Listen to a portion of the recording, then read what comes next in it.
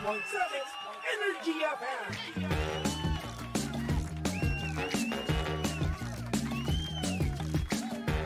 Same, pero iba.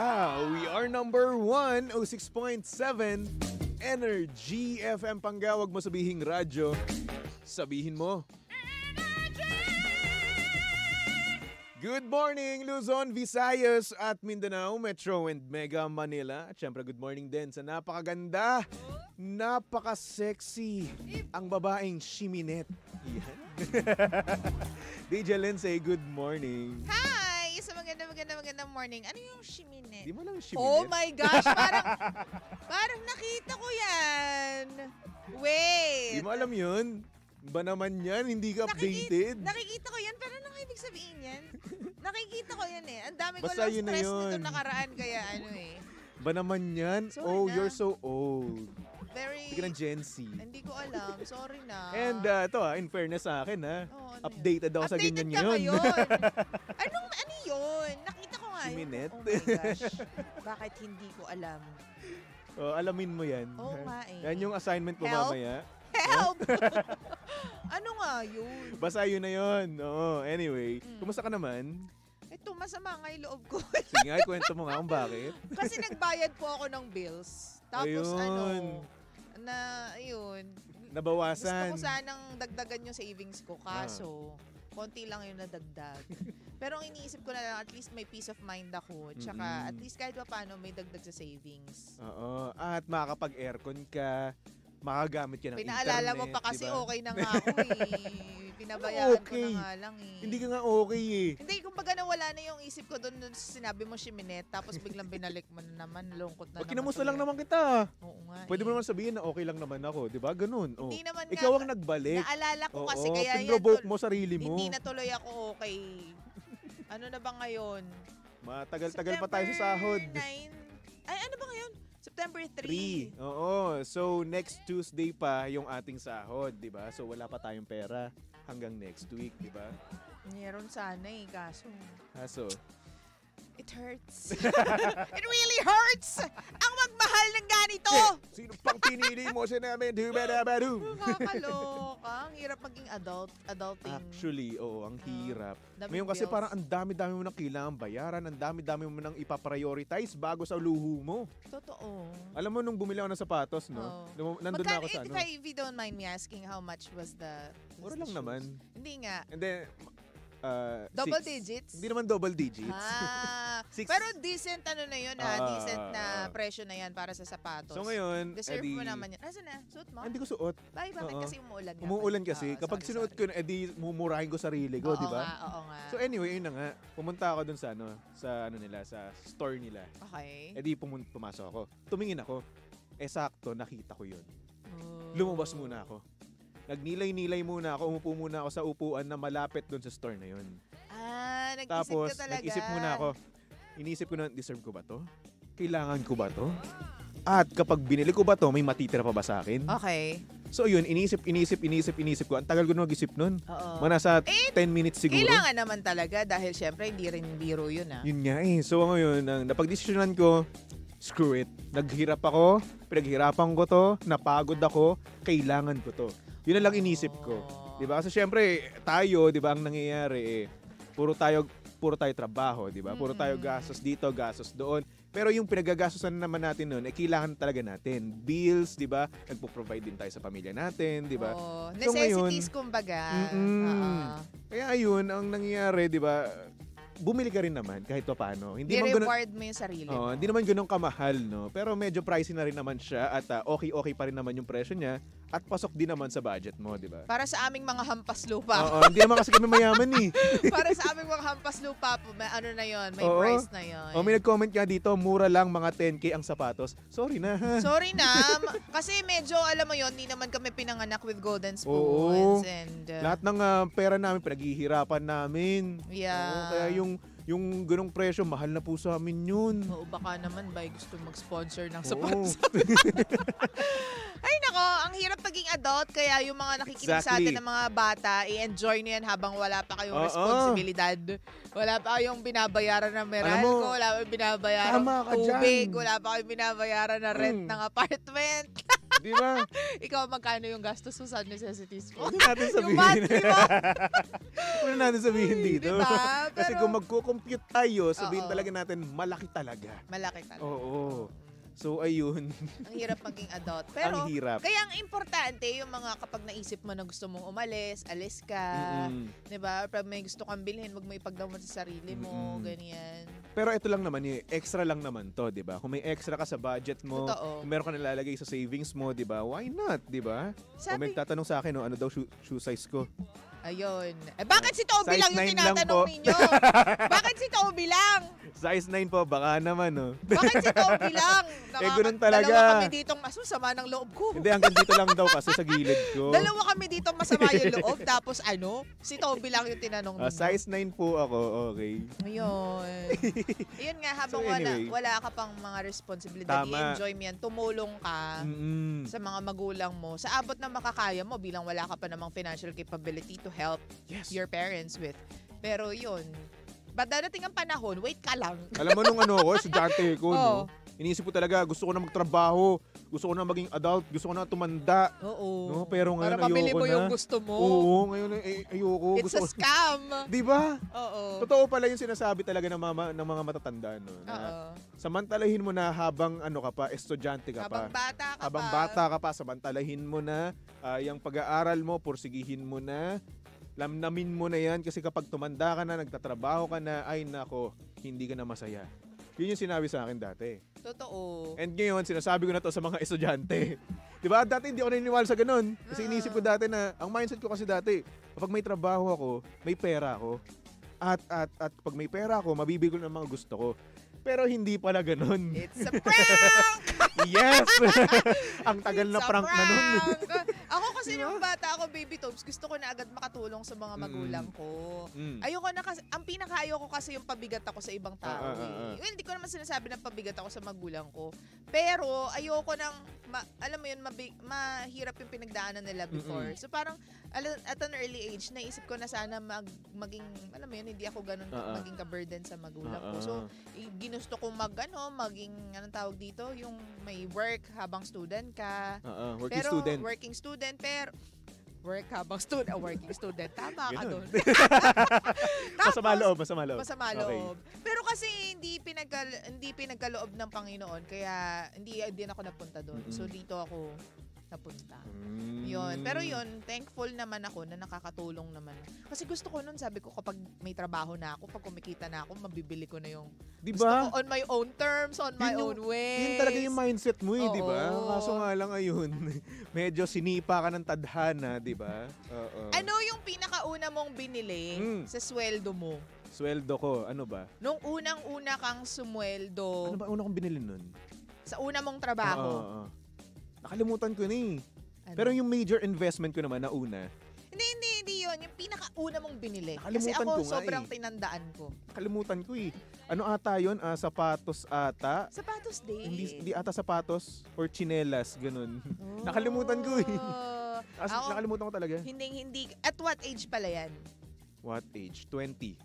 20? 20 ako nagkatrabaho eh. 2021, mga ganun. Ako pinakaunang kita ko was from a radio station din, AM. Yun, pinanggalingan ko noon. Tapos parang cluster coordinator ako noon dahil botohan noon eh. Ano tawag dito? Presidential election yata. Ganyan, may election noon. So, sumweldo ako ng magkano lang. Pero hindi ko makakalimutan, bumili ako ng 3 ice cream. Oh? 3 galon ng ice 3 cream galon. para sa pamilya ko. Yun, kasi Nakakatawa naman. may history yan eh. Nung bata kasi ako, hindi ko rin nakakalimutan. May pinagdamutan ako ng ice cream nung bata ako. Okay. Tapos sabi ko, pagtanda ko, as in swear, totoo to baby sabi ko, pagtanda ko, lagi ako may ice cream sa ref namin. Aray ko, yun. Nagtanim ng sama ng loob. Hindi naman, pero remember ko lang talaga at hindi ko kinalimutan yung moment na yun. Sabi ko, pag capable na ako, pag kumikita na ako, lagi akong may ice cream sa ref namin.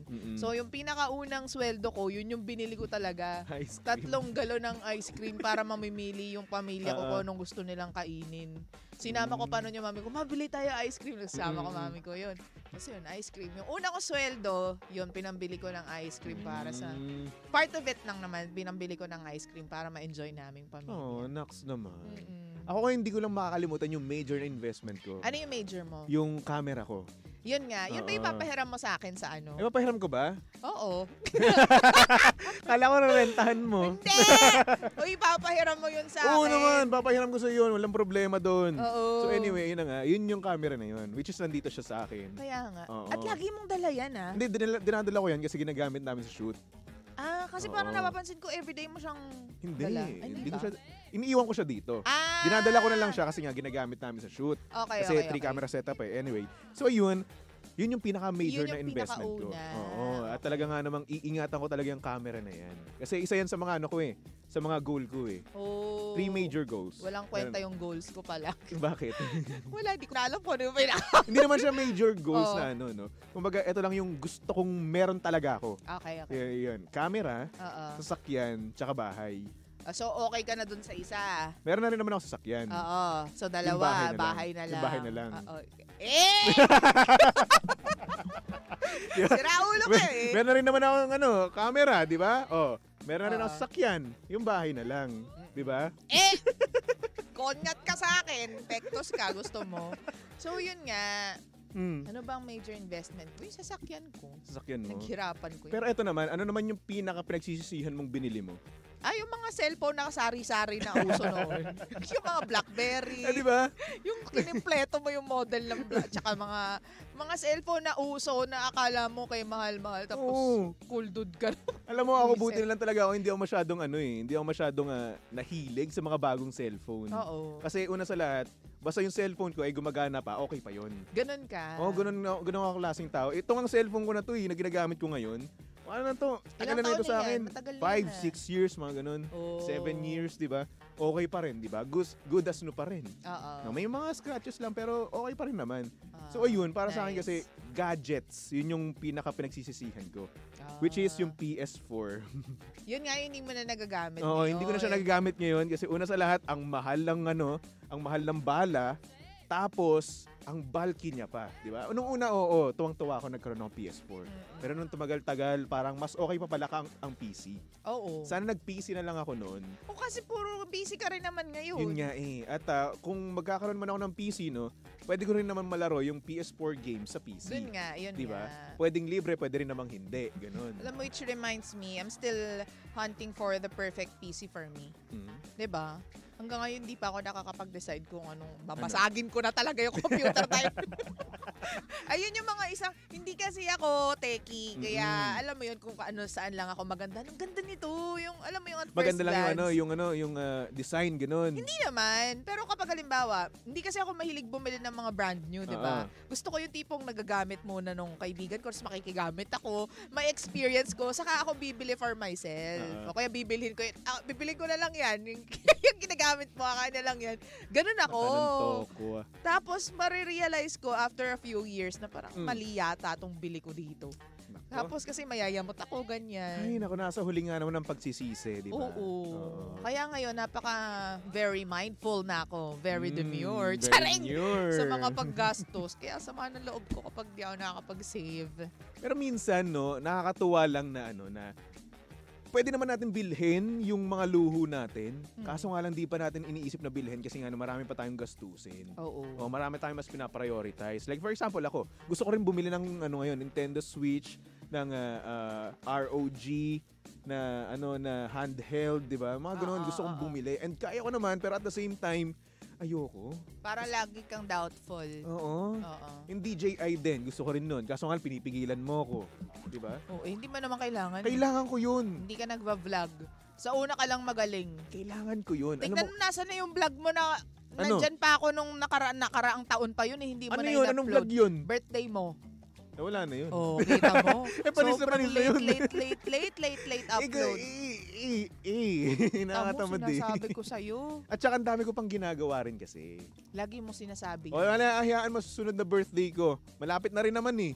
O ilang Naku, araw na lang oh. Tigilan O mo. 20 magbablog ako. Mag-expect na naman ako sa vlog na yan, tapos wala na naman, di na ma-upload. Yun nga sa 20 magbablog ako. Oh. Okay, bahala ka. Panindigan Bigyan mo muna ako 500. Bakit kita bibigyan ng 500? Hindi ko yung Ako nga rin gusto ko na naman nga mag-vlog, kaso wala na naman syempre tayong alam kung anong i-vlog ko. O, i-vlog mo ako.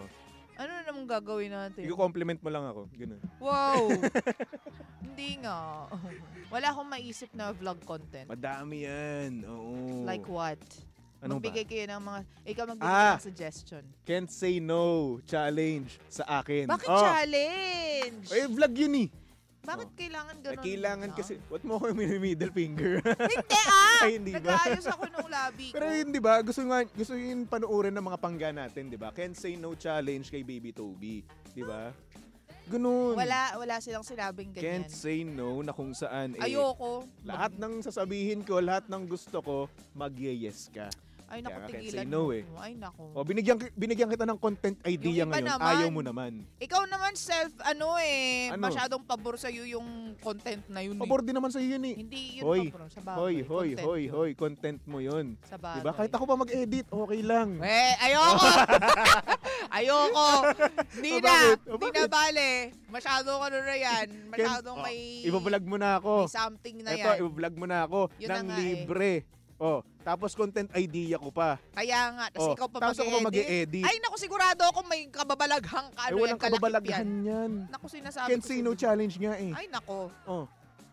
Ano Ito nga wala bang- talaga ng tiwala sa akin. Alam mo, wala akong tiwala sa panahon dahil meron pa rin tayong bagyong enteng ha for everyone's information. Hoy, at saka wala nang pasok ngayon yung mga public and private schools in all levels dito sa NCR. Ibig sabihin Metro Manila and Calabarzon, wala na silang Yes, pasok. actually- Pati yung mga gobyerno, wala nang pasok. Yes, sana all. No? Sana ko rin. Government. Pwede Alam mo ka namang hindi pumasok. Alam mo kanina, no, tinanong ako ng guard natin sa baba. Oh. Pasok po pala kayo? Sabi ko, yes po. Ang ka nakakita ng radio station na walang pasok. Kapag ganito nga, Oo dapat naman. may pasok lalo eh. Oo, at syempre, nakakatuwa rin naman no, na pumapasok tayo. At kaya pa rin talaga natin makapasok no, para sa ating mga pangga dyan. No, di ba? Last kayo sa amin eh, kami lang naman mahina sa inyo. Chos! Pero ako, mas ginaganahan ako pumasok pag ganito eh. Pag kailangan ng mga tao ng info. Ay, we. Oo. Mas ginaganahan ka. Oo. Iba ka naman. Apaksipag mo naman. Hindi ko alam. Siguro nandun nasa puso ko yung Puso. radyo talaga. Gano'n ba kalaki ang puso mo? Basta.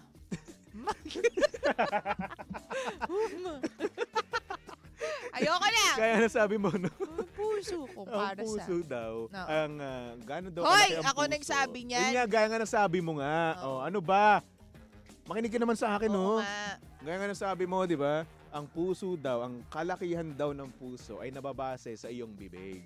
Yeah. Mm. Tama. So, napakalaki nga ng iyong puso. Maliit lang yung bibig ko. Oh, maliit. Loko-loko, uy. Talaga Very ba? mindful. Very demure. Pero demure ko dyan. Naku, dambuhala nga yun. Roy. Tatampalin na talaga kita. Parang crater nga yan sa moon eh. Ano bang ano mo? Ano bang problema natin ngayon? Problema ngayon. Yung labi ko, dinadamay mo dyan sa ano. Ayun nga, yung kanyang, yung ating sender nga, no, may ex siya. Mm-mm. Tapos yung ex niya, no, pinagsisihan niya na ginawa niya. Mm. At napasabi na lang daw siya na bakit ko ginawa yun? Mm. Yun yung sinabi niya. Oh. Oo. So technically, hindi naman siya problema. No? Lala. Tapos, ang para sa kanya lang naman daw kasi, ang gusto niya daw is date to marry. Kaya mapili daw siya sa mga ginojowa niya. Ganon. Ay, in fairness Mm. naman yung date to marry ha. Ayaw niya mag-ano muna, enjoy.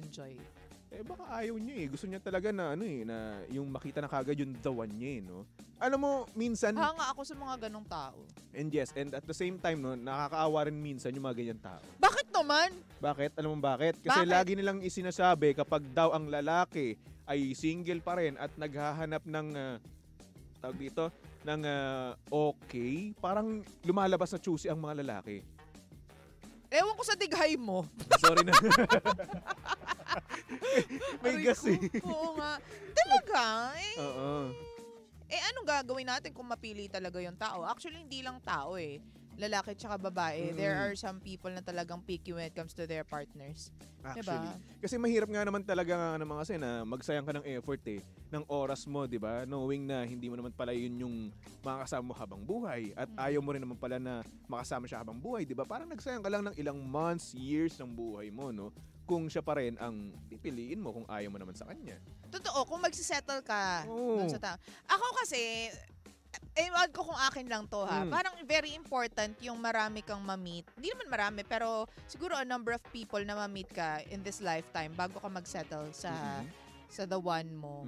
Kasi at least marami kang experience na mababaon, 'di ba? Marami kang mga learnings na may instill sa isip mo, how to handle relationships or how to handle this type of person or this type of guy or this kind of woman, ganyan. Para sa akin, importante kasi yun. Kasi naniniwala ako, Baby Toby, na bawat tao, meron kang matututunan. Diba? Kasi bawat tao, iba-iba yung ugali. So, bago mo ma-meet yung tao na yun, para malaman mo kung gusto mo siya o ayaw mo, dapat, diba, meron ka munang napagdaanan. Para sa akin lang. So, importante yun na ma-enjoy mo yung journey bago ka pumunta at lumapat doon sa destination. At huwag mo isipin na choosy ka, ha? Kasi una sa lahat, yan yung buhay mo, di ba? Minsan kasi ang nangyayari kasi sa mga sa mga tao kasi iniisip nila na uy, mapili tong taong to. Mapababae o lalaki man, ha? Mapili tong tao na to, napaka-choosy naman nito. Okay na nga tong lalaking to. Paano, what if kung para sa'yo okay siya, pero para dun sa taong namimili, hindi siya okay, di ba? Buhay mo naman yun, diba? Ang nangyayari kasi minsan, karamihan sa ating mga Pilipino, no, people pleaser. Totoo. Na kung saan iniisip nila kung ano yung iisipin ng iba sa kanila. Totoo. At sila mismo mag-a-adjust doon sa gusto ng iba, di ba? Which is dapat hindi, no? True. Ngayon, kung choosy ka, di hayaan mong choosy ka, buhay mo yan At ikaw naman yung pipili ng partner mo di ba? Hindi naman sila, di ba? Tingnan mo, si Ate Yoli, si Tom, di ba? Yan mga nakikinig sa atin, si Corazon, di ba? Mga ano yan, nag-enjoy yan sa life. So, importante talaga yung kung saan ka masaya. Yun na yun. Diba, wag mo na lang pakinggan yung ibang tao. Ang dami naman kuda ng mga tao palagi. Partner mo yun Yan yung makakasama mo habang buhay. Diba, hindi naman yan yung makasama nila, diba? Makakasama mo, yan ang lagi mong iisipin. Okay? Di ba rin nang sabihin man nila ng choosy ka, wala ka nang pakialam doon. Oo na, choosy na kung choosy, panindigan mo na. Oo. Diba? Minsan ang sarap sabihin ng wala kang pake. Di ba? Diba? Pusang gala ka, ganun, wala akong pake. Yung parang it lightens your load kapag nasabi mo yung salitang wala kang pake. Diba? Kasi parang pinaglalaban mo yung ito yung gusto ko Oo, tsaka ang dami kasi pakialamera kasi dito. Diba? Ba't kailangan mong diktahan yung kung anong buhay gusto ng iba, papakialaman mo. Diba? Ay, nako. Buhay ng iba, huhusgahan mo, didiktahan mo. Ano ba kayo? Huwag ka masyado magalit. Hindi kasi ito Sino ba nagdidikta sa'yo? Ano ba si Lara! Oy! Excuse me. Excuse me. Kilala mo ba yung si Lara? Oo. Bakit? Sino yun, Very demure. Pero hindi. Minsan kailangan mo appreciate yung mga tao din nagbibigay ng mga advice sa'yo. Pero dapat alam mo yung mga advice na papakinggan mo. Dapat alam mo kung nakikialam ba siya o nagbibigay siya ng advice talaga. Diba? At minsan kasi yung mga tao naman kasi na huwag na natin pakialaman kung ito namimili siya ng taong gugustuhin niya. Ayan naman natin siya, 'di ba? Buhay naman niya yan. Alam mo, gusto ko yung mga ganyan, yung mga ganyang thinking. Yan mo siya. Gusto niya Kung magkamali man siya, hayaan mo siya. Oo. Bakit? Kapag nagkamali ka naman kasi, meron kang matututunan dyan. True. Diyan ako naniniwala, di ba? Kahit na nahihirapan ka, kahit na nagkakamali ka, at least may natututunan ka. Ang mahirap dyan, masakit dyan, yung ilang beses na siya nagkamali, tapos wala siyang natututunan, tapos ikaw yung napeperwisyo. Kapag napeperwisyo ka na, doon ka makikialam. Hindi ba? Di ba? Kasi involved ka Anong example niyan? Example niyan, kapag ikaw or nagjowa siya ng isang, ng isang medyo tagilid. Irresponsible. Oo, di ba? Tapos nakikita mo naman na, or hindi naman kaya, punta ka ng punta dito sa kanyang, sa kanyang best friend, gano'n. Di ba? Tapos ikaw, the point na na-involve ka na rin sa relasyon nila. Di ba? Pagseselosan or hindi naman kaya, bakit pa palagi ka na nandyan, di ba? Na-involve ka na. Na-involve ka na. So ngayon, ang nangyayari, doon ka na pwedeng makiano sa kanila. Kapag naduduldul na rin yung pagkatao. Oo, doon ka na pwedeng umiksena siguro, pumagitna, no? Ganun, doon ka na pwede. Saka lang pwedeng magbigay ng advice, ng something, dyan sa kaibigan mo, di ba? Para sa akin ganun. Ako naman, ang example ko, Baby Toby, halimbawa sa pamilya, halimbawa, meron kayong kanya-kanyang financial responsibilities. Kumbaga may ambag kayo sa pamilya. Ito magbabayad ng ganto, si ganto magbabayad ng ganto, or mag-ship in kayo ng pera, pambayad ng ganto. Para sa buong household. Tapos, nagka-jowa yung kuya mo. Tapos, simula nung nagka-jowa siya, wala na siyang ginawa kundi bumili ng bagay para sa jowa niya. Tapos hindi niya na naibibigay yung responsibility, yung ambag niya dun sa bahay. Tapos lahat kayo apektado dahil naputulan kayo ng kuryente. Diba? Halimbawa, siya nakatoka sa kuryente. Ganyan. Tapos di niya nabayaran kasi nag-anniversary kami, binilihan namin ng binilihan ko ng ganto si ganyan or nag-travel kami. Hindi ko nabayaran yung yung kuryente. Diba? Alam mo, na-experience ko yan. Yun yung problema. Kapag for the longest time, alam mo na yun yung responsibility mo, sa'yo umaasa yung mga tao. Tapos biglang na-alter. I mean, wala naman tayong masasabi kung ginawa mo yun out of para maging happy kayong dalawa, pero may responsibility ka. Diba? Ito yung nakatoka sa'yo eh. Ganyan. Pag naapektuhan na kayo, saka ka na siguro, kuya, ano ba nangyayari sa'yo? Sabihin mo na lang kung kaya mo pa yung bills na to kasi para hindi na kami umasa sa'yo. Para magawa namin ng paraan. Kasi kung hindi mo na kaya, hindi naman namin ipipilit. Ganyan. Sabihin mo kung magkano na lang yung may aambag mo. Ganyan. Parang nasasaktan ka. Hindi naman. Wala, ko lang. Naisip ko lang yung ganong example. Na-experience ko lang naman kasi yung ganyan. Diba, Ate Evelyn? Huwag na natin pag-usapan yan. Ay, bakit?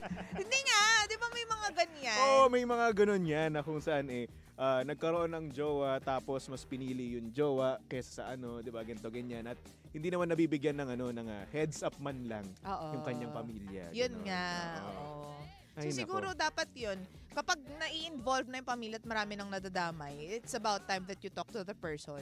Tapos, ayusin nyo. Ano ba? Are you in or out? Kasi kung out ka, para makapag-adjust kaming lahat. Diba? Diba? Kaya yun, siguro, para sa atin mga panggano, maging choosy lang naman tayo. Oo, maging choosy lang tayo. Wala tayong pakialam kung ano man sabihin ng iba. And at the same time, pumili ka lang kasi at the same time, partner mo yan eh.